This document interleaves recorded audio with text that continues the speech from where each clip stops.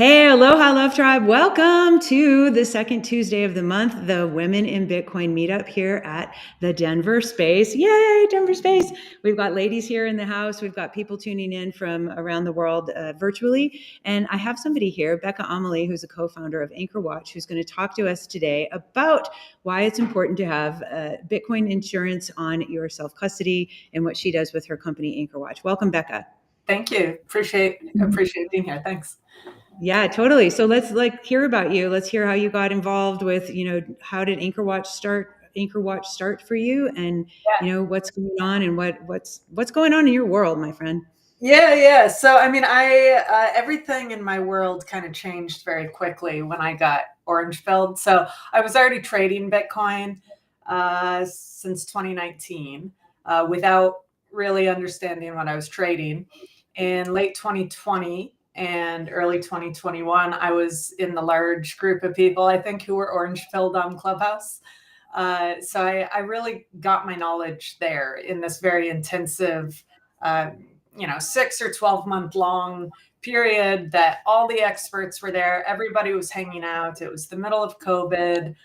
People were starved for human interaction, I think. And there was just this wonderful little period where everybody was there taking all their time to educate others. So I got orange pilled. I started working in the industry as kind of a side hustle. I was working for an angel investor, Brad Mills, who is pretty well known on Twitter and known well in the startup space because he is very, very supportive of early stage companies. So I was starting to get a little exposure there. And then the idea for Anchor Watch was born actually there on Clubhouse. And I jumped in. My co-founder, who's Anchor Watch's CEO, Rob Hamilton, Oh, Rob. yep. He's both technical, but he was also an econ major and a math major, and is a data scientist as well as the Bitcoin expertise. So he initially was chatting with some guys over the idea for Anchor Watch, and the idea was simply self-custody insurance. If you're going to hold your Bitcoin in self-custody, it should be insured. There's a lot of risks associated with that. Security practices have developed in the space kind of because there wasn't insurance, right? Because, it's all about self-responsibility and taking accountability for yourself. And this is in part the ethos of Bitcoin. And at the same time, this is people's nest egg, right? Like this is your savings. This is your retirement plan. This is your inheritance plan. And taking into self-custody just inherently has some risks that you need to consider. So that's how the idea was born, that just you should be able to hold your own Bitcoin, hold your private keys, and have it insured. And so it's developed from there into what we are today. But I can pause there if you'd like.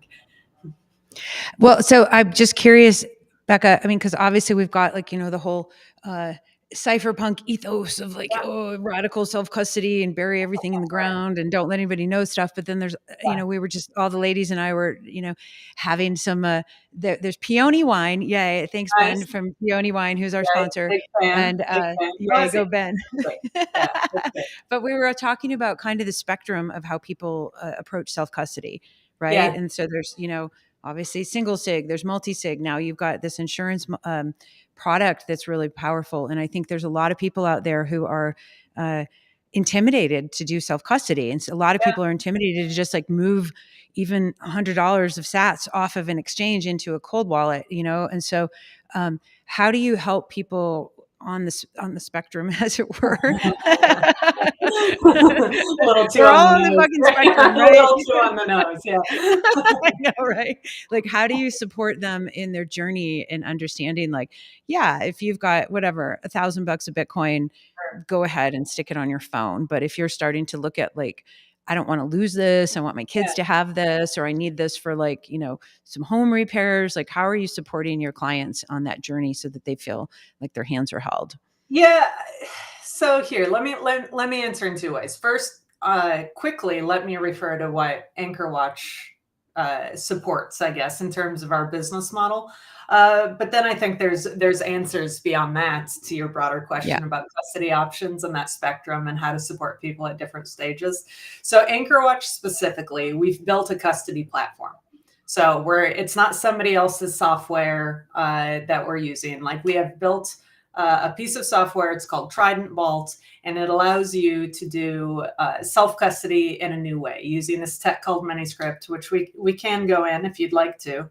But it lets you do self-custody in a more advanced way that hasn't been done before. And additionally, when you use our custody platform, the pricing and what we charge for being our customer includes up to one-to-one insurance. So far in the space, when you were looking at your options, whether you were looking at self-custody, just like even from single sig on one end to like handing it all the way over to a full custodian who you're giving them their keys, you're letting them sit there, exchange as well. It's the same thing where they have your Bitcoin and you have an IOU. Anywhere in that entire spectrum, there wasn't really an insurance layer. There wasn't insurance, and there's risks in every different model. So every model has trade-offs, right? Like self-custody has risks of theft, wrench attack, risks of physical events, your house burning down, just human error, making a mistake, forgetting where it is, dying, your family member not having kind of access to it or a good understanding of the backup plan. So those are all risks on the self-custody side. And then like at the other end, there's full custodians. And so they're taking the keys. On the plus side, they have, corporate level compliance and governance and security parameters and structures and resiliency. And so they do all this stuff at an institutional level that actually does create an immense amount of security. But as we've seen in the industry, you also have risks of bad actors, right? Of people who maybe are not like pure bad actors, but companies who've gotten way over their skis financially and ended up in trading that just like fell apart, right? So you have a lot of ways to lose your Bitcoin completely if you're on the full custodian side as well. And then all these different business models are in the middle, like collaborative custodians, right? Who are using traditional multi-sig. So it is self-custody and they're holding a backup key, right? So there is this huge spectrum. And to your question about like at different amounts, nothing makes you more comfortable than just trying, right? So like I would say, if you're nervous about doing $1,000, don't do $1,000. Like do something that you would literally just shrug off. Start with $20, right? And just play around with it, send it to from, like when opportunities come up to actually use it, right? If there's some service or swag shop or something that you're trying to use online and they have a pay in Bitcoin, pay in fiat option, choose the pay in Bitcoin option and go take your $20 and actually try to use it. So just build some comfort level there. And I think all of them, as I said, have trade-offs. But AnchorWatch came in with this idea that we were going to kind of counteract those trade-offs as much as we could. And so we're counteracting. So we're in kind of the middle ground, right? Between this pure self-custody and handing your keys over to a custodian. So the AnchorWatch model is one where you hold keys. So you do have your own private keys. AnchorWatch also has our private keys. And we're both required signers. So it's different from collaborative custody, where it's like you have your keys, they have a backup key, and you only really need them if something has happened, right? Something bad has happened, because ultimately you do have your two keys and you could sign without them. So it's self-custody, right? And so with AnchorWatch, it's different. We're saying, okay, you have keys, you must sign. AnchorWatch has keys, we must sign. So that way we're protecting you from a variety of different events, like losing your wallets, having them damaged, having them stolen, right? So if somebody steals your keys, but AnchorWatch has not signed, the Bitcoin is not moving. But then you start getting into kind of that scenario and you're like, okay, but then, what happens if something else goes wrong? Or like, okay, so if my keys get stolen, I get it that AnchorWatch can kind of protect me because they're a required signer, but can't we not move the Bitcoin because my keys were stolen and you're a required signer? And that's where this tech Miniscript comes in. And it really allows us to start utilizing Bitcoin security to your benefit using time locks. And if you want, I don't know if you have, do I have the ability to share a screen? Would I be able to show you? Yeah, awesome. So let me, I couldn't hear you right there, but I did figure out how to do it. There Got we go. it? Okay, Hear you hold on. too. I want to do. So what I'm showing on screen here actually is Anchor Watch's custody model. So it's a lot on screen, but the tech is actually very simple.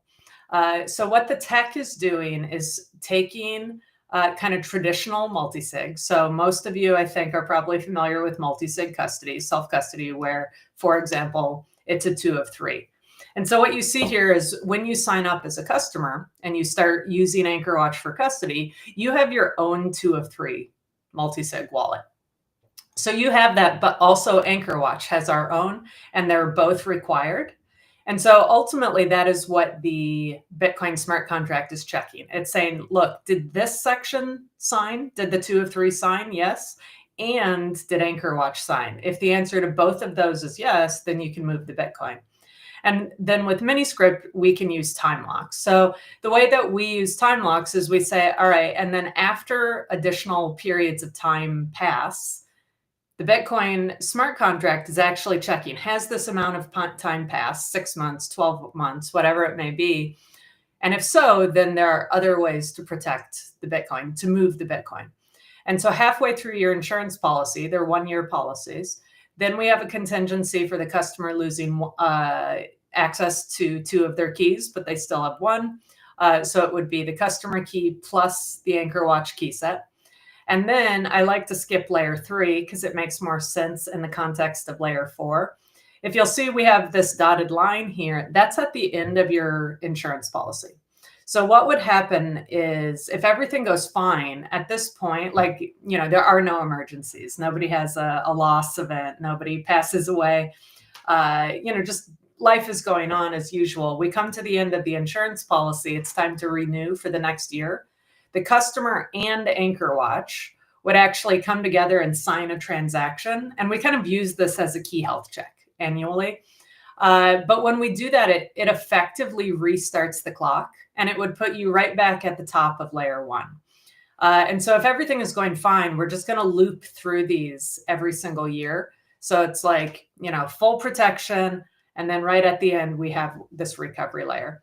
And I like to call that out first because one more thing to point out is after the insurance policy ends. So if you choose not to be a customer anymore, if Anchor Watch disappears, if we go bankrupt, if anything like that happens, using time locks, as long as you still have those hardware wallets, as long as you still have your signing devices and the vault information, you would still be able to control your Bitcoin. So even without Anchor Watch, again, once your insurance policy is ended and we don't have liability for you, it is just pure and simple, boring old self-custody. And so right before that, right before your insurance policy ends, we have this recovery layer. And I was setting this up because the recovery layer is actually then how we get to the inheritance and the benefits there, and why this vault actually, it protects you from so many different things. Like it protects you from human error, from making mistakes. It actually protects you from Anchor Watch and us being a sole custodian. It protects you from all sorts of theft, including wrench attacks, things like that. And then the recovery layer allows you to be protected even if you pass away. So the recovery layer is one right before the insurance policy ends. You're still insured. And it would be one where, let's say you pass away mid-year, Anchor Watch and another company, an additional company, we've selected, we use a company called Coin Corner. They're a Bitcoin-only exchange out of the UK, out of the Isle of Man. They've been in business for, I think, more than 10 years. Been holding customer funds, customer Bitcoin that whole time, never had a scandal or a loss or anything like that. So very responsible partners. They have their own keys. Those keys are not your backup keys and they're not our backup keys. They are their own keys that are pre-programmed into the vault. So this is all verifiable on chain. And they, in combination with Anchor Watch, could come together and move the Bitcoin to a new location, to a safe location. So if you pass away, your beneficiary, either they would get in contact with us and say, hey, my mom, my sister, my friend, whomever passed away, and I'm the beneficiary in the policy. What do we do next? Or we would be trying to get in touch with the customer to renew the policy. They would not be responsive. And eventually we would actually reach out to the beneficiary and say, hey, we're looking for your wife. We're looking for your mom. Can you help us get in touch? And ultimately we'll find out that way. And we'd be able to say, okay, good to know. We would do our verification of their identity, of death certificate, of that whole process. And once we were, comfortable that the situation was as it appeared, then Anchor Watch, along with Coin Corner, can move the Bitcoin to the beneficiary's preferred location. So if they want to keep holding Bitcoin, if they want to be our customer, we'll set them up with a new vault. We'll educate them. We'll teach them what they know and take good care of them. If they wanted to do something else, if they need to liquidate the Bitcoin, then of course we would help them and support them get the Bitcoin where it needs to go to accomplish what they were trying to do. But the big difference here, and I think it's worth calling out, the difference between kind of unassisted self-custody or even collaborative custody is the issue with all of self-custody models is that you have to leave that treasure map for your family member, right? So you have to start writing down in your file cabinet, like, teasers, here, if you go outside under the tree, dig down 6 feet, you'll find where I buried the seed plate. But you can't actually say that in the file cabinet, right? Because if somebody gets into your file cabinet, now they know where it is. So people get into these actually very stressful, assembling of a treasure map and hope that their family member keeps track of it and remembers what half written down instructions mean, or when the instructions say, hey, reach out to this Bitcoiner who is trustworthy and he'll help you through it. But that Bitcoiner, has also passed away or just is not responsive. So it's things like that are actually very, very scary. And I can speak for that personally too. When I was using, before using our own platform and just doing pure self-custody, I did the same thing, right? Like I told my parents and my sister and my grown son, the treasure map information. And I was like, okay, so here's the thing. Like all you need to do is go to the one place and like the map will reveal itself to you. So all you have to do, okay? And like my parents are like, got it. And my sister's like, got it. My son's like, got it. And I don't know, maybe 4 months later, 6 months later, not that long. I was having dinner with the whole family and I was like, hey, by the way, does everybody remember the spot, the starting location? And 2 of the 3 households, 2 of the 3 had no idea. They had no idea. They had one piece of information, right? And like my son was the only one who, even with me like prompting, could figure out like where it was and remember. So it's very, very concerning. And so we built this as a very, very Loctite, I would say, way to ensure that beneficiaries get the Bitcoin. It doesn't rely on that. And maybe the last thing I'll add is the insurance itself and how the insurance plays into this whole thing. So the insurance that we offer is backed by Lloyd's of London. And so Lloyd's of London is the large, not the largest, but the oldest and honestly most trusted insurance provider in the world. So A+ rated, pretty much the best of the best. And the policy itself, when you get an Anchor Watch policy, you are getting a Lloyd's of London policy. We're what's called Lloyd's of London cover holders. And when we write a policy, it is on their documentation. It's on their authority. And it covers really a loss of Bitcoin for just about kind of anything that would give you a permanent loss of Bitcoin. And so I do like to call out that one of the things we do specifically cover is if AnchorWatch commits fraud, because we get questions like, okay, the recovery layer makes a lot of sense for inheritance, right? Like I can see why you have this layer, or AnchorWatch and this other company can, that makes sense. But what if AnchorWatch misuses layer 3 and this other company, and the two companies collude together and steal the Bitcoin? And I can tell you all the reasons why that shouldn't happen, right? Like it would destroy both our companies and, but it is also specifically protected by the insurance. If AnchorWatch participates in fraud or collusion that causes the customer to lose their Bitcoin, it is a covered loss. Okay, so the tech itself and just Bitcoin being this highly secure, invention, right? I would say the tech is protecting you from a lot, right? Just this construction of the vault and the way we're using time locks, we can protect you without the insurance in a lot of ways.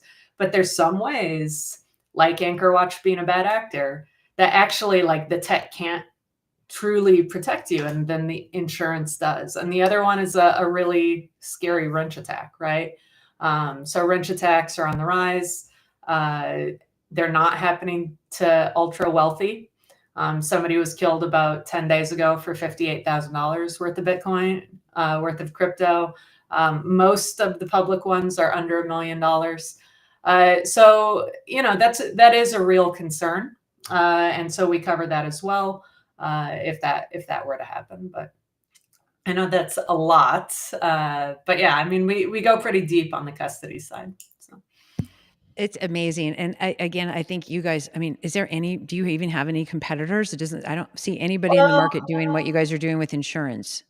No, I would say you have to look at it two angles. Like from custody providers, they're certainly competitors, right? Because you can only put your Bitcoin somewhere, right? So Right. But I haven't seen any of the custody providers providing any insurance. It's just kind of like, well, good luck, motherfucker. exactly, exactly. So, they can build their reputation, but at the end of the day, if something went wrong, especially with companies that are not massive publicly traded companies with huge balance sheets, that even if they're good actors, right, and something goes very wrong, they just don't have the balance sheet to make you whole. And so, yeah, insurance plays a very, very important role. And no, there is no other way for a retail customer, for an individual to get an insurance on their Bitcoin. We're the only way.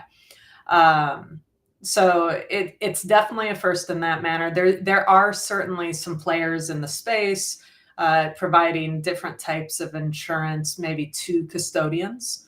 But even there, the custodians, the large custodians, it's a drop in the bucket. Like they've got a couple of $100 million worth of insurance, which is, a nice slug of insurance, but they have billions or hundreds of billions in custody, right? So if they have some sort of catastrophic loss, if internal bad actors, if employees infiltrate their own systems to do some sort of major heist, that's going to overwhelm that couple of $100 million of insurance, and you'll be effectively totally unprotected and uninsured.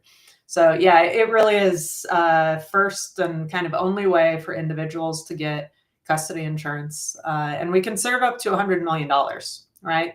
So, we can definitely take care of whales. On the pleb side, on the other side, the minimum policy size that we're allowed to write is $250,000. So it's not quite, I would say it's not for your spending money. It's for people. I would say you could consider it and decide if it's a good value for you. Probably if you're a whole coiner, because the cost annually of fully insured $250,000 policy, which again is the smallest I'm allowed to write, for most customers, depending on their specific underwriting and some selections, you get to make some selections on your vaults in terms of security. Most customers would be paying somewhere between $1,100 and like $1,500 a year for fully insured custody, use of the platform, the signatures, all the ops, any help you need. It's a very personal business, so it's a personal relationship. So lots of service. So at that price, even if the percentage would be a little bit higher, because that would be just you'd be paying like the equivalent of 1% if you have $100,000 worth of Bitcoin and you're paying 1,100 a year or so.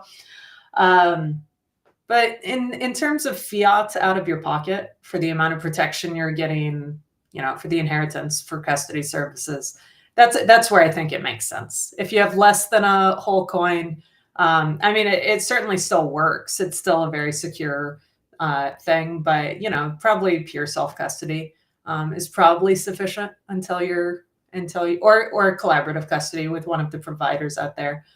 Just holding that backup for you. Those might be kind of good options as you work your way towards a whole coin. Oh my God, that's a lot, and it's great info. And I know the Sorry, girls probably it's have so some. much. No, dude, I know, I get it, and it's like I'm sure there's even more. I have two questions. One, like, let's say I need to get out of the country fast, right? And Yeah. shit starts hitting the fan, and I'm like, I need my Bitcoin. How? And let's say you guys are not available, and I need to like get my Bitcoin so that I can go, do whatever I need to go do. How could that work? Like, I want to make sure I'm understanding the top of this Yeah. graph over here, because it looks like to me that, just so I can clarify, on the left side of the top level, I need to have 2 of 3 so that we're doing it, and you guys have your 2 of 3. So what happens if you guys are MIA? Where's my Bitcoin, and how can I access it? Right.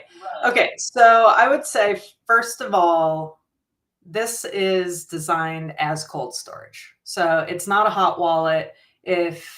Whether it's because you're expecting a geopolitical event, or the law's coming after you, or you're going to be making a giant purchase in 3 days, then probably just this doesn't make sense, because it is purposely adding some friction, right? Because it slows things down. It gives the opportunity for human verification of things. Make sure you're not under duress. And so in that way, literally, if you've got your go bag next to you and you're planning to jump the country, it's just frankly probably not the perfect product. This is a KYC product. It's an insurance contract. So I have to, keep track of that. This is a product that is going after statistical protection. What are the things that customers are truly at risk of losing their Bitcoin? And let's make sure that we're protecting those. I said that the tech is protecting you from this huge number of kind of risks or perils. The insurance plugs the holes on a couple that can't. I do call out the one thing that like this really can't perfectly protect you against is government seizure. So if government seizure is right in the center of your personal bingo card of risk, it's probably not the best. So what I have is a lot of customers, actually quite a few so far, who have just told me up front, they're like, look, I have a non-KYC stack. This is my government resistant stack. If I'm worried about 6102, if I'm worried about seizure for any reason, I've got, X% of my stack kind of stored in a way that's really, really conducive to that scenario. And then I have my wife must inherit this. It must be safe. I cannot be poorer than X. And that's my Anchor Watch stack. Right? That's my like ultra safe, protect you from everything, kind of more realistic, and have that. And then maybe they have some somewhere else. In terms of just daily operations, like if you need to spend Bitcoin, typically we would be doing our compliance and doing our side of the signatures within about a business day. So that would be normal. Depending on cutoff, it might be next business day. And then we do, as a protective thing, we reserve the right to slow it down for your protection. So if you put in a transaction request, something about it, like it doesn't match the behavior you told us. You said you weren't going to be spending money this year. Like you told us about your life because it's a personal relationship, right? And then all of a sudden you're trying to drain your vault. Let's maybe instead of a normal Zoom call, let's maybe get on another Zoom tomorrow, right? Or the day after, right? Are there any special, like, like Yeah. a duress, Yeah. signals We that have you guys a, can say like, oh, if I say, muskrat or something, like that so signals to you that I'm under duress. we do have duress protocols, for sure. And what that can allow us to do is call law enforcement, right? Um, so that gives us the time, right? And so, but we could do that even without you remembering to do that, right? Like just if, we've met you, like we've now spent, 40 minutes on a call together. And so I'm learning your facial expressions. I'm learning how you communicate.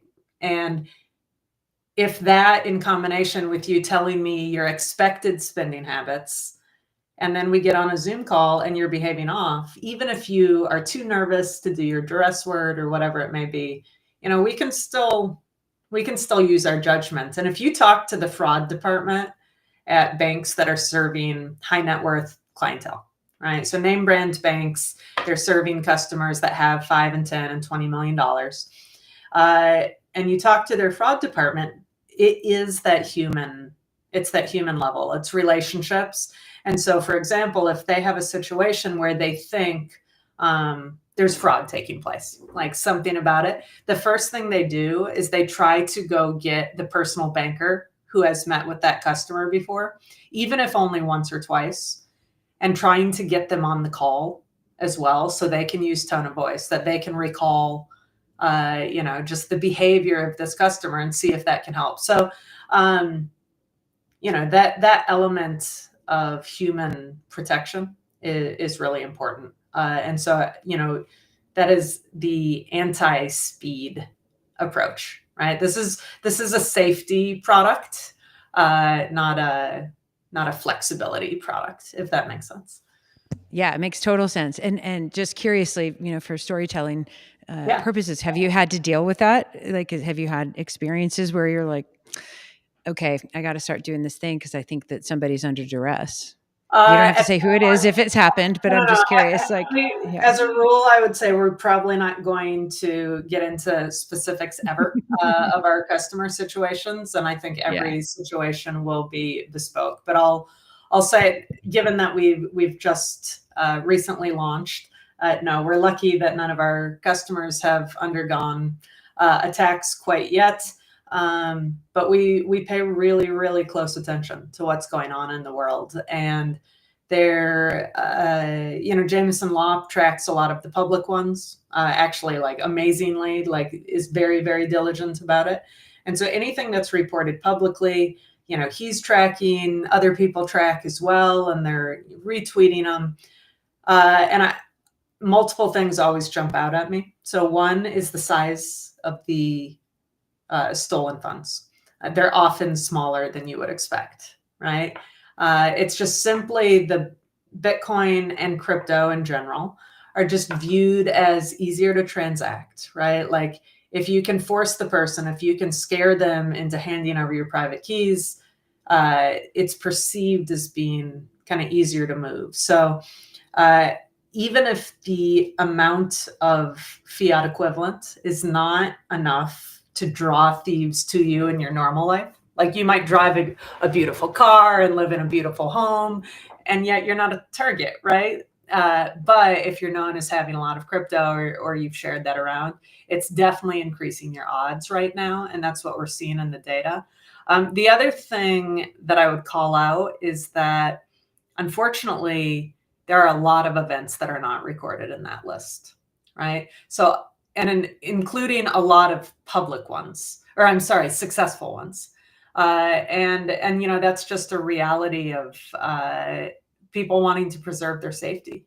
If you were a victim, and it was resolved and everybody's lives were saved, there are a lot of situations that are not going to do that person any favors by telling the media about it, right? And so there are actually a lot that are not well known. And so I think it's, without ever being inflammatory, I think it's something that people should really be thinking about. And if they're not super public about their holdings, I think they should consider staying that way, right? Um, and yeah. getting your fulfillment from the world around you, from your family and friends, that doesn't involve, talking about your holdings and the size of your stack or anything like that. And again, just being safety minded, just don't forget what I'm telling you, which is the size is not that high to make yourself a target. So low profile is best. We built a product, obviously, that we hope protects people if they ever found themselves in that situation. I just want you to get yourself out of the situation and safely, right? Like, insurance claims happen. That's part of the business. And so, there's a lot of like, yeah, we want to see Anchor Watch. Like, are they going to pay? Like, are they going to, if it fits the coverage in the policy, if the loss occurred because of an event that is covered in the policy, absolutely, Lloyd's is going to pay, right? So nobody, what we want is it to be a high quality product that if people are in that situation, that people can just say what they need to say, get themselves out of the situation, hand over what they need to hand over, and not be doing some math in their head about like how hard and how much they should lie, and to try to push the thieves in the wrong direction. Just stay safe. Just stay safe. So the ladies and I'm going to get your question in 2 seconds. Like, so we had one of our women here. Yeah. So two things. We were talking about having like a decoy wallet, Yep. if we're having, the wrench attacks and stuff like that. And then I'll let you ask the question in just a sec. But we had somebody who had two friends who had two separate hacks that were trying to get into their wallets in different ways, And so, what's your thought on decoy wallets? And what would you say to folks, because again, you want to appease the attacker. So they just say, okay, cool. I got what I think I need. I'm going to leave you alone, whether it's, Right. $500, $5,000, 50, Yeah. whatever it might be. Obviously it's going to be different if you're at a mansion in Mar-a-Lago or something versus like, my little house, like, okay, cool. I got $500. Well, Great. so I guess here's the thing. I would say from what I am learning and seeing, you don't, just because of the level of your wealth does not automatically mean that matches the sophistication of the thieves, right? And so I think a decoy wallet is fine. And it's almost like cards, right? That you have to decide how big is big enough. And like, so do you load $500 on a decoy wallet? Do you load $5,000 on a decoy wallet? Honestly, whether that's going to work or not is going to come down to the standards of the thief, right? Like do they believe you? Did they believe that that's like your believe stack? you, and like, Yeah. are they willing to walk away with that, right? Yeah. Okay. Well, fuck it. Right. Yeah. So it's like, and you can't predict that really, because you don't know who this future thief is. So my opinion is, look, if it makes you feel better, you could load up a decoy wallet with an amount of with an amount you want to keep on a single sig or something like that, because now you've exposed that to new risks, right? If it's a single, like, so that's, maybe you don't want to throw $5,000 on it, because if the single sig is damaged or lost, now you're at $5,000. I wouldn't want to be. So I definitely think you can, but just picture the situation, right? And how unpredictable that can be, and how many different movie scenes of thief types, right? Like, if it's some tweaker, right, who's just like, do you have crypto? Give it to me, right? And you're like, here's $500. Take it. That might be like a payday, right? And they run away happy as can be.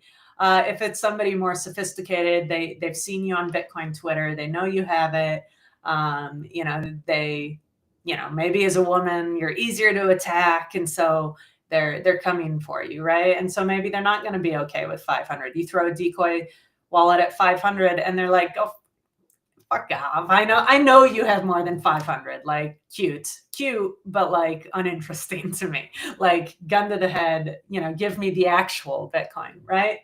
And so it's not that I think people's attempts at security are are misplaced because it might work, right? It might work. Um, being armed might solve a situation, right? Even with sophisticated things. If they're not expecting you to pull a weapon out and then you shoot them in the face, like maybe it'll work, right? And so it's not that I think any self-defense is wasted or silly or things like that. It's just that it's not guaranteed. And when it comes to a wrench attack, a sophisticated wrench attack, right, as you're getting to smarter thieves, they actually can get through anything, just about anything, security wise, including a company's protocols, including duress words, including you holding no keys at all, right? Because I could still put a gun to your head and be like, call your custodian and tell him to send the Bitcoin, or I'm going to kill you. Not holding keys actually doesn't protect you either. And so our thesis is ultimately there's actually only one solid protection, and that's insurance to take care of you if it happens anyway. Wow. Yeah. And then you had another question. Remind me with the second. Well, the second question was it, because I was thinking about the 6102 and government taking the stuff. So you already addressed that, but we've got a couple of the ladies here asking some questions in the audience. Okay. So Yeah. Can you lend against your insured Bitcoin? Can you lend against your insured Bitcoin? Great question. Not literally today, but it's coming. So it's coming. Well, actually, I mean, is the question borrow against? Borrowing is coming. Borrow against, borrow against your, So that's it. So for those who maybe are watching and aren't kind of familiar with the ask here, what's being asked is, in the industry, people have been holding their Bitcoin for a long time. They don't want to sell it. They believe number, goes up into the right over time. And so they're not interested to sell it, but they would like some liquidity. They need some fiat in their lives. They can afford monthly payments. And so what they're trying to do is take out a fiat loan, borrow money against their Bitcoin as collateral, the same way you could borrow against your home if you own your home. And so they're trying to use the Bitcoin they already own as collateral to back a loan. And so the question is, with AnchorWatch, can you do that? Can you have your Bitcoin in the vault? And here, I can stop sharing that as well. So you can have your Bitcoin in the vault, and can you at the same time borrow against it and use it as collateral? So again, today, the answer is no. But we're working on it, and the idea would be probably next year. So in 2026, you would be able to. So that we'll be rolling that service in, and that way the collateral just stays there in the vault. We are already working to insure some private loans. So we have some customers where the customer found a bank, for example, who is willing to do a Bitcoin backed loan with them, but they organized it. And the bank said, okay, we're willing to do this on an over collateralized loan, but where is the Bitcoin collateral going to be held? We're not comfortable with you holding it alone. Who's going to hold it? Is it going to be insured? And so they've pulled us in more or less as the custody provider for their loan. So that's a way you could do it today. So if you were a customer, wanted to become a customer, you've already found somebody else to do the loan with you. So you have kind of both counterparties, the borrower and the lender. You together could absolutely use AnchorWatch today to get that collateral insured. And I think what we will see is that banks will be more willing to do that for you when the collateral is insured. So hopefully you're getting better rates. You're actually able to find the banks willing to do it, and then potentially lowering your rate by a point or two because they feel just a little bit safer. The collateral is not going anywhere. We've agreed with both the borrower and lender how signatures would happen in the case of liquidation. Since we're using this distributed keys, we have actually a lot of control over, okay, who's going to hold the keys? What would happen in a liquidation? Who's going to sign? How much time, right? But because this is all very, very flexible tech, we were able to use that today to provide insured custody for loans. I think that's such an important topic because, we're seeing a lot of people doing, there's a couple companies out there that are doing, mortgages with Bitcoin. There's some that are doing seconds with Bitcoin. And so Yep. I think it's such an important opportunity. My ex-husband and I had a hedge fund. I mean, he's still running it, but it was doing seconds and short-term loans, hard money for fix and flippers. And so I was Okay. like, gosh, you guys, like what if we started helping people take seconds out, Right. and buy Bitcoin, hold the Bitcoin, and then just pay down the loans, but you Yep. need to have it in escrow, you need it, whatever, multi-sig. But I like Mhm. the idea of it being insured, because then you're going to have, I think, a more comfortable position, instead of feeling like, oh God, like who the heck has got the Bitcoin, and is it really going to get paid? And am I going to pay down this, the second or Yeah. whatever it is? So this is, I think, a huge market that's burgeoning. And Yes. you guys are the only ones that I see, again, like putting insurance on the Bitcoin. And so Yep. that makes a lot of like, wow. I know you can't, but you probably have, you can't disclose everything, but are you Yeah. seeing more people using this as like a loan, like, mechanism, like with the Well, insurance to like do I've this? definitely seen a ton of activity in the industry at large. So Yeah. we're seeing all sorts of new capital come into the market. Hmm. So on the lending side, right? Yeah. Yeah. Um, so Cantor Fitzgerald, right? They made a huge announcement. Yeah. Others are coming in with serious pools of capital. Now, a lot of those are coming in with stables versus, Yeah. like, I believe Unchained actually lends fiat, right? Which for some people is much more Yeah. attractive. Like, just put money in my bank, Yeah. versus like these extra hops of stables and maybe tax things that people need to make sure they're paying attention to, right? Um, but regardless of how an individual company is choosing to turn this service on, it is happening, right? Yeah. So all over the industry. So I think what will happen is uh, everybody, I think, who has the tech stack to enable Bitcoin backed loans, I think will offer it.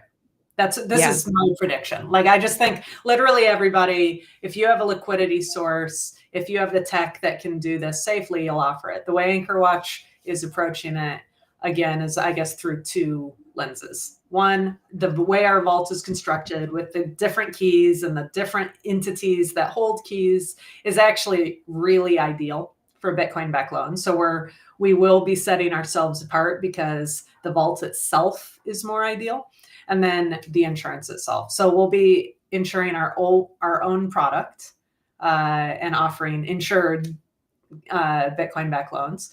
But then also, other companies who are doing it, AnchorWatch is a Lloyd's of London cover holder. So I can just sell them the insurance, right? So they can use their own thing, they can do their own thing, they can go after their own customers. And I can still provide insurance and hopefully lower the cost of capital for everyone. And the more, I mean, transparently, the more insurance I sell, obviously I'm happy about it. But the more I can spread this around to multiple providers doing things in maybe a similar but a little different way, and they serve different subcategories of customers. These guys serve commercial, these guys serve high net worth, these guys serve plebs. The more diversity I can get utilizing the insurance, from an insurance standpoint, the lower the risk gets, Yeah, right? and I think about like the like with real estate, exact. If you're looking at like a second, for example, right? You're going to Mhm. have a double collateralized loan because you're going to have Mhm. the Yep, second on the real estate, and then you're going to have Bitcoin. So to me, that lowers the risk of it does. Yeah. anything getting paid back, and so hopefully that could lead to a lesser Right. Right. fee for that. You would So hope. Yeah, you would hope. yeah, okay. So one of our gals has a question. Mhm. Do they check our balance so that we know the amount that they can pay out at any moment is covered by their treasury? Or is it an FDIC situation where we just hope that everybody doesn't go to the bank at once and ask for their money? Do the amount of loans they insure always, is that always covered by how much they have to pay out? Is it always a one-to-one loan, Loan or insurance right? policy? You're talking about For what we do today. So If everyone cashed in their policy at once, are they able to pay it out? And do they provide, like, are they very transparent in how much they're holding? got it. So that people know that at any Yeah. moment in time, one or every insurance Yep. policy cover. Yeah, she's got it. Can you hear Right. this okay? You're good? I heard that. So let me just clarify some things, because explaining how it works, I think, what gets you the answer plus the knowledge. So let me just kind of approach it that way. So first of all, we are insuring your individual vault. So when you sign up with us, we are creating your vault. It is your location on the blockchain. You can go to your vault's address on mempool.space, and you can be looking at your balance and checking it at any time. So we are writing an insurance policy on that Bitcoin address, on that output descriptor, and the list of addresses that can be generated by your vault and your vault only. When you buy an insurance policy, then, so you have this vault with your Bitcoin in it, the value of the Bitcoin is fluctuating every day, right? With the price of Bitcoin. When you sign up, you choose a dollar amount. And this is for regulatory reasons right now. In the United States, we can't do Bitcoin denominated policies. So in the United States, I can't currently write you a 10 Bitcoin policy. I could write you a $1 million policy or a $837,000 policy, right? So what that means and the way that works, just in terms of the policy at first, and then I'll get to your question about could we pay in kind of a serious event. So the way it would work, I like to use the analogy of fine art. It's just a very easy analogy because these policies work very similarly. So let's say you buy a painting. Okay, so you're an art collector, you've bought a high value painting, you had it appraised, it was praised at $1 million.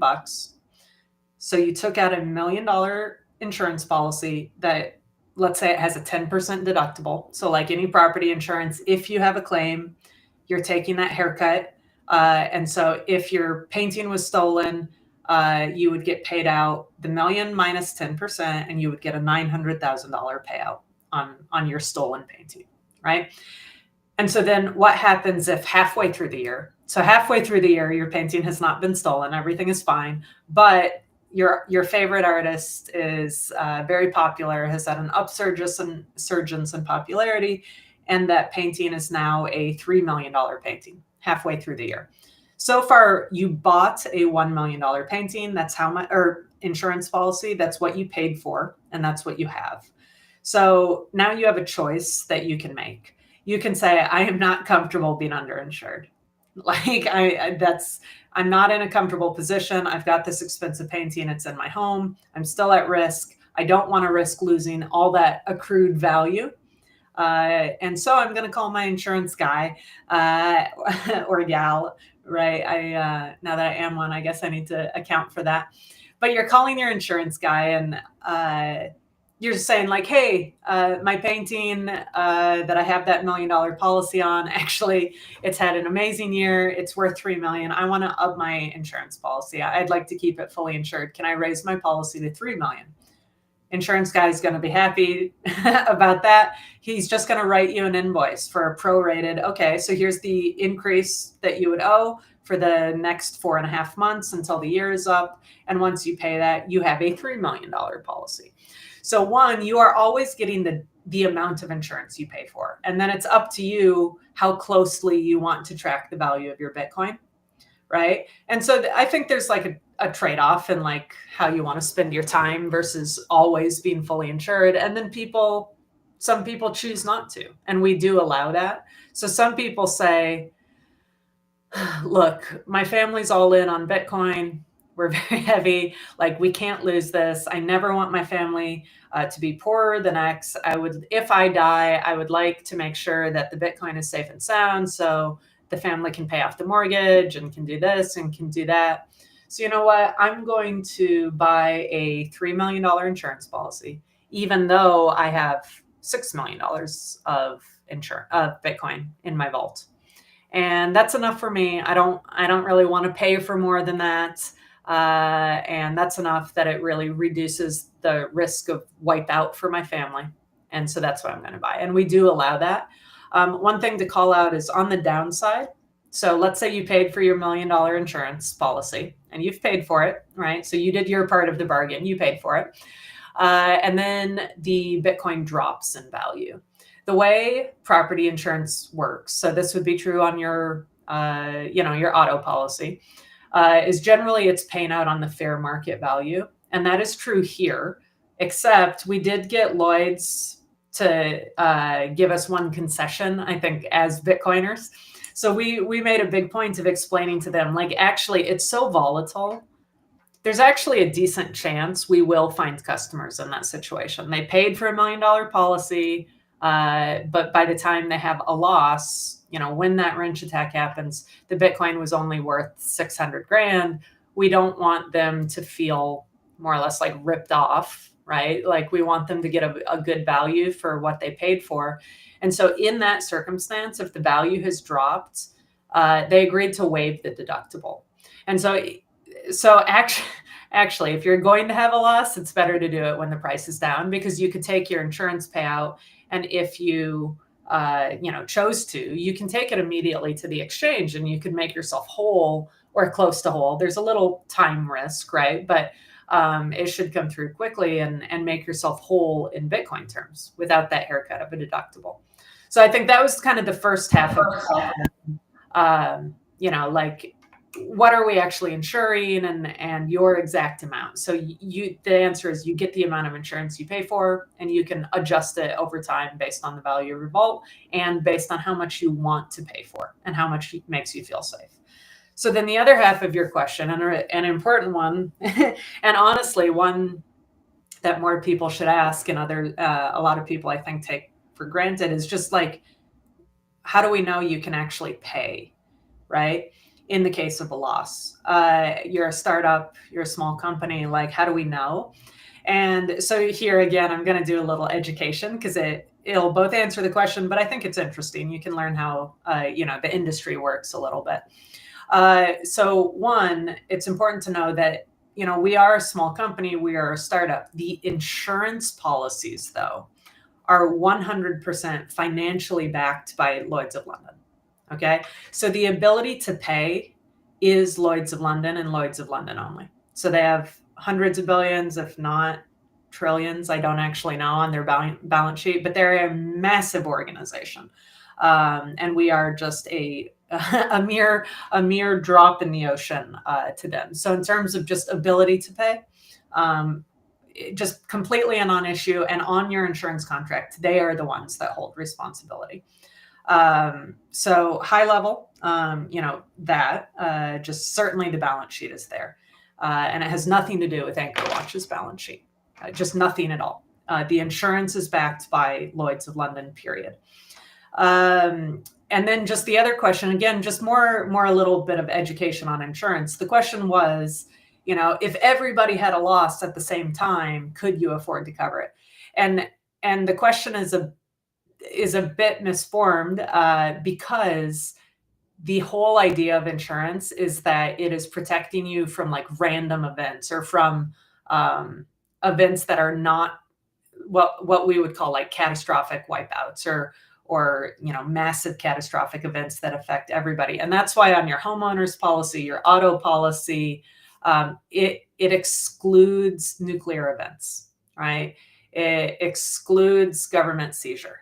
It excludes the things that would cause everybody to have a loss at the same time. And there's actually a good reason for that. It's not like a money grubbing protective reason. It's that regulators say that the word insurance is not, that's not a nothing word. Insurance is a regulated service being sold to customers.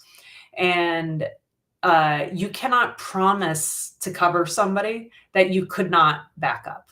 So like if you're, let's say, a mid-size insurer, and a nuclear event happened and everybody in LA, died at the same time, or like lost their home at the same time, not just like a neighborhood, like a wildfire, but like everybody, right? The insurance company will go bankrupt, right? They cannot handle that widespread situation. And therefore regulators say, okay, if you could not reasonably cover that with your reserves, then you can't cover it. You can't promise to. So you must exclude it, right? And so we exclude the same things. We exclude all the standard exclusions. So nuclear events, government seizure, because again, the government could seize it from everybody at the same time. And if that happened, like it would be too widespread, right? That Lloyd's is saying we're not willing to take that on and write everybody a $2 trillion check to cover all of Bitcoin being seized at the same time, right? And so the things that are unique to Bitcoin that we exclude, for example, would exclude, like, for example, Bitcoin's cryptography breaking, right? So that is specifically excluded in the policy. If Bitcoin breaks, it's just excluded. We can't cover it. Everybody, literally every single customer at the same time. And it's not that Lloyd's would go bankrupt. They have enough. It's just they're saying up front, look, if this one thing could wipe out the entire clientele in the same time, then it's not a coverable event by tradition, and we won't cover it. But again, on any insurance policy, especially ours or anybody else who comes on, with similar new products, you've got to read the policy. You've got to, if you want to actually like make sure it's a good product that fits for you, like read the covered situations. Here's what it covers, and then right below that, right next to it, it should say here's what it excludes. And again, like if you're working with somebody good and honest and transparent, and it's regulated, so they should be very transparent, like we have to be. They can answer questions. You can be like, well, why do you exclude that? Like, why would you exclude that? And you can explain. Like, another example is hacking. So our policy does not cover hacking. This is a cold storage policy, and it is covering the risks that are actually possible to cold storage. If you're doing cold storage correctly, actually hacking is not a risk. Bitcoin has never been hacked. And so why do we exclude it then? We exclude it because hacking is considered cyber coverage, right? So you've heard of cyber policies, cyber insurance policies. The issue with cyber is that hacks are frequent, right? You hear about hacks in the news from every industry across the board, including crypto. They happen all the time, right? And when they do, sometimes they're massive. Bybit just had their hack, right? Sometimes these are multi-billion-dollar things. And so it's like Anchor Watch, we had the opportunity, like what do we want to make sure is covered? What do we not? And if we had put hacking insurance in here, it bumps the insurance product into cyber cover. And instead of being able to offer it to you at, a little over half a point of cost, it's going to be points, right? So take your vault value and multiply it times 2% for your annual cost. And we said, look, we don't need to cover it because this product, like hacking, is not actual risk. So we're trying to cover the real risks that can happen to this particular vault and then sell it for as affordably as we can. So then down the road, Anchor Watch will have many policies. So currently we have this cold storage policy. We'll have an insured collaborative custody policy. We'll have insured multi-institutional custody policy. We'll have an insured hot wallet, right? That is cyber, right? And yes, maybe it's more expensive because it has cyber risks. But, maybe instead of being willing to do that up to 100 million, like Lloyd's is willing to do on our cold storage product, maybe they'll be willing to jump in for a much lower amount for a spending wallet, right? They'll be like, okay, we'd be willing to write insurance for $50,000 per wallet. And we could think about it and be like, yeah, I think that would actually be very helpful for a lot of people. Like they're putting 5,000 or 8,000 in a phone wallet or a spending wallet, and they want to retain access. They don't want to put in cold storage, but they are fearful of hacking and other risks specific to hot wallets. And so in the future, we will just continue to add what we hope will be, really high quality products that meet different people's needs. So some people are like, this is great, but actually we're a hedge fund and we actually don't want to hold keys at all. That sounds very intimidating. But we also don't want to use a custodian. And we're like, cool. So we'll have insured multi-institutional. And that kind of splits the difference. Or it could be, somebody maybe that's in the room with you that's like, I would never give up my keys. I only want to participate if I can hold keys. And we're like, cool, then our existing flagship product is the one for you. So that's the vision for Anchor Watch and how we intend to keep growing, keep offering kind of new insured products that just keep everybody safer kind of for all the different areas of their life. And then also provide those insurance products through other companies who want to start adding. Now that we exist, we're available. I think it opens the doors for other companies to be like, look, we want to just add an insurance layer onto our own product. And, we're happy to do that for them too. I love that you're able to, think to the future and be flexible and not just have this one, okay, it's 0.55% for this thing. So, I mean, obviously that's how businesses get developed. It's super good. I think of you, like my mind, as you were just talking, I was imagining that, the meme where the guy's like protecting the person sleeping in bed and they're taking the bullets or the daggers in the back. Yeah. I'm like, that's Anchor Watch. Yay, go Becca. It's funny. When we jumped in, it wasn't totally obvious to me how much of a protective company we are. And with all this increase in wrench attacks and everything that's been happening over the last 6 months, it's been really, really evident that that's very much on people's mind. We happened to launch at a very good time, in terms of just, unfortunately, all these things are happening. And then the other thing is that inheritance feature. It's the vault. Again, it was on purpose because we spent so long constructing that vault, right? So many times first internally that we're like, wait, what if, a tornado happens at the same time as a wrench attack, right? Then what would happen? And we're like, oh man, we better add another time lock, right? So we started internally kind of figuring out, oh, wait, what if the customer dies? Like, how are we going, right? And so we kept manipulating it and getting it to the point. And then we spent another year while we were still working with Lloyd's to get set up, taking that out to security experts, to K&R experts, to people knowledgeable in the space, to people who think about vault construction. And we spent another year like poking holes in it. And pretty quickly, early on, we got to the point that nobody can come up with a what if situation. And that's why when I feel confident, I say, look, we can protect you either through the tech and our terms of service or through the insurance contract with Lloyd's of London for just about every scenario except government seizure. And so that's why I'm always sure to just be super transparent about that. Because there's pretty much everything else. We're like, yep. And we'll save the day with the recovery layer, or yep, we'll save the day with your insurance policy. It will compensate you if that happens.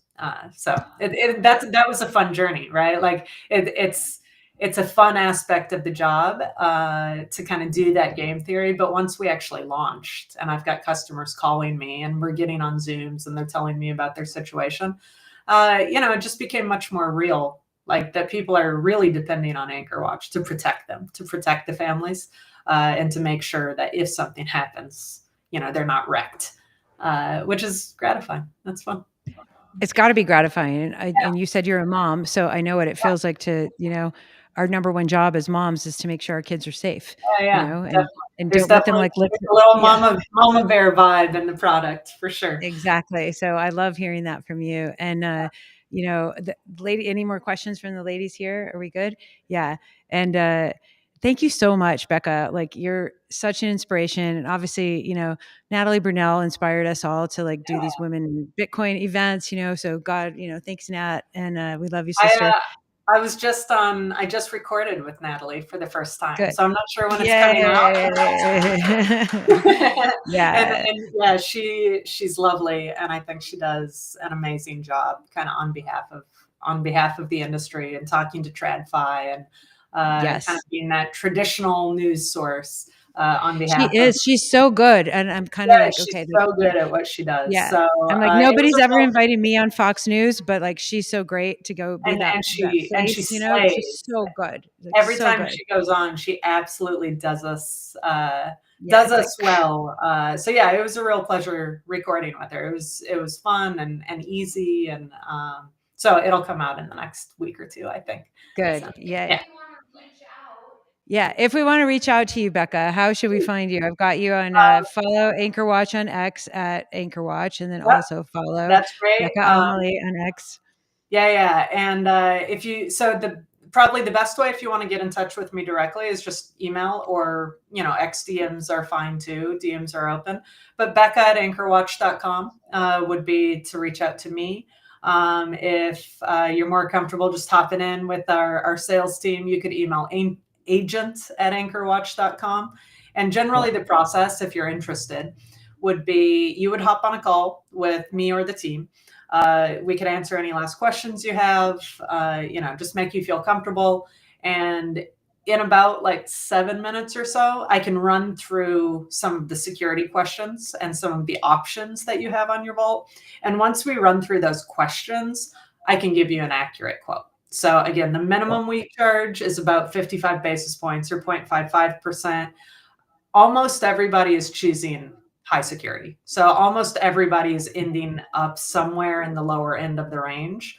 So I would say realistically, I would say 0.55 to 0.7 is the most common range based on what we're seeing people choose. And more than half of them being at the lower end of that. So to estimate your cost, you could assume it's in that range. But on the call, we would go through that. And if you wanted to move forward, if you felt comfortable and you were good with the rate, you would fill out the application. Super basic insurance application, takes 15 minutes or so. You fill that out. We're going to send you a welcome kit that includes the signing devices, brand new. So we would then finish up doing kind of a personalized onboarding session with the team, walk you through Trident, make sure you feel comfortable with it, that you're familiar with the dashboard, where your insurance information is, where your wallet is. It is an amazing UX. It's beautiful. Like it's the best wallet in Bitcoin. Swear to God. Like it really is. The UX is solid, very solid. So you would love that. We do a test transaction, make sure you're comfortable both receiving and sending. And if we'll wrap up, you'll have an insured but empty vault. And once you have your policy in hand and that insurance policy is bound, then you move your Bitcoin into the vault at that point. Awesome. Thanks, Becca. Woohoo. Yay. Thanks for having me. And thanks for the ladies there that came together in person. So yeah, totally. I know this is like a fun thing because we only have, a few women on planet Earth who are Bitcoiners. And it's like, I say there's 19 of us. Yeah, I know. Give or take. Yeah. I know. And it's just like, okay, let's do like a hybrid in person and virtual thing so that we can like get more people together. So thanks so much for taking time. And we're excited. And I hope we can get you some business and get people, self-custodied in a very safe and insured way. Yeah, and are you going to be in Vegas? I will be in Vegas. Yeah, dude. All right. I'll see you there for sure. All right. Yeah. We'll see you there. Awesome. Yeah. We got a bunch of Denver space girls here. So we'll be there. All right. We'll see you. We'll do a meetup for sure. All right. Sounds good. All right. Aloha. Thanks so much, Becca. And we'll talk to you soon. Everybody, thanks for tuning in. And yay. Make sure you follow Becca.